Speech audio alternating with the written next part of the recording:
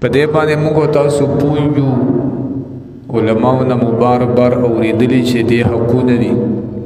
د هغه حقونو خیال ساتل دي د هغې ذمهوارۍ سرته رسول دي د رشتو د ختمولو نه ځان ساتل واجب دي او دا رشته ختمول حرام دي ګناه ده حضور نبی کریم صلی الله تعالی علیه وسلم مبارک فرمای بعض مواقع باندې د انسان عملونه بر اسمان طرف ته وخیږي او رب کائنات اعلان کوي چې فرشتو تمامو مسلمانانو ته ما بخنه کړې ده ټول مسلمانان می بخلي خو هغه دوو کسانو ته بخنه نه کوم هغوی دپاره معافي ملی کوي